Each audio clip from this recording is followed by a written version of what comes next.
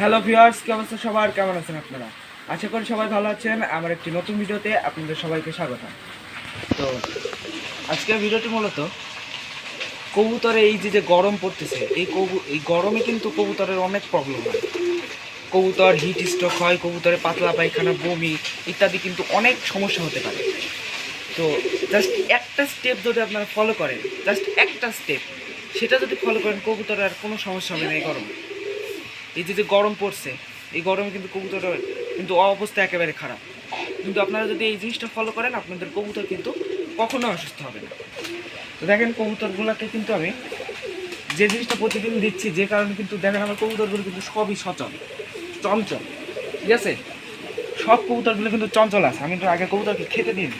আহ আহ আহ আহ আহ আহ দেখেন সবাই খাচ্ছে। তো আপনারা কি করবেন, সেটা হচ্ছে কবুতরকে লেবু দিবেন। 1 লিটার পানিতে একটা লেবু দিবেন। সপ্তাহে 2 থেকে 3 দিন দিবেন, তার বেশি দেওয়ার প্রয়োজন নাই। সপ্তাহে 2 থেকে 3 দিন পরপর দিবেন। তাহলে হবে কি, লেবুতে আছে হচ্ছে ভিটামিন সি। এটা কিন্তু কবুতরের যে গরম ঠান্ডা যাতে না লাগে, সেই জন্য কিন্তু লেবুটা খুবই কার্যকরী। তো এইখানে দেখেন, আমি একটা লেবু নিছি। হ্যাঁ, দেখেন একটা লেবু নিছি। তখন আমি লেবুটাকে আগে কাটি। দেখেন, লেবুটাকে আমি কেটে নিই আগে। হ্যাঁ,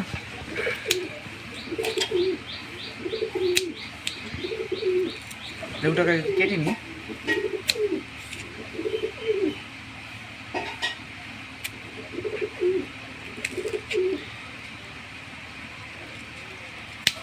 তো লেবুটা কিন্তু আমার কাটা শেষ। হ্যাঁ, আপনারা একটা লেবু নেবেন, কাটা শেষ। এরপর আপনারা যা করবেন, কবুতরের যে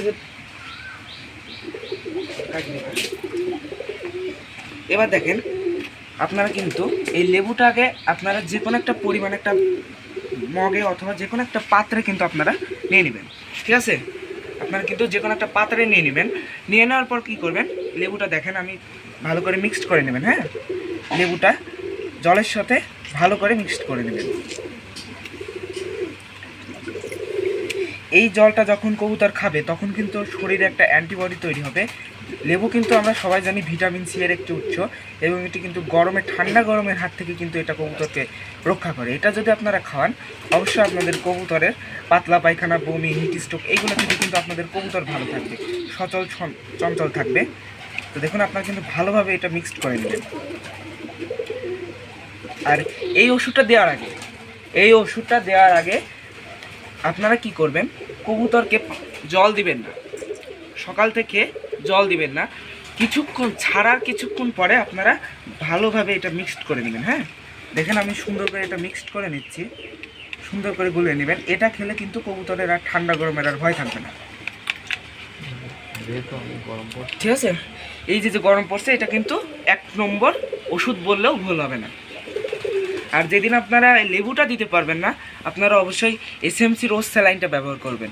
আমি যেহেতু লেবু ব্যবহার করছি, সেই জন্য কিন্তু আমি স্যালাইনটা কিন্তু আমি ব্যবহার করব না। যেদিন আপনারা লেবু দিতে পারবেন না, অবশ্যই স্যালাইনটা ব্যবহার করবেন। তাহলে কিন্তু কবুতরের পাতলা পায়খানা, বমি এগুলো কিন্তু হবে না। তো চলেন আমি পাত্রে কবুতরের জলটা দিই। দেখেন সব কবুতর কিন্তু জল খাওয়ার জন্য বসে আছে। আমি এতক্ষণ কিন্তু কবুতরকে 1 ফোঁটাও জল দিই না। হ্যাঁ, তো দেখেন আমি সারা কিছুক্ষণের মধ্যে আমি কিন্তু কবুতরকে 1 ফোঁটাও জল দিই না। আমি এখন জলটা দিই। দেখেন জল দেওয়ার সাথে সব কবুতর এসে, দেখেন আমি জলটা দিয়ে দিই। দেখেন সবাই কিন্তু এসে হাজির।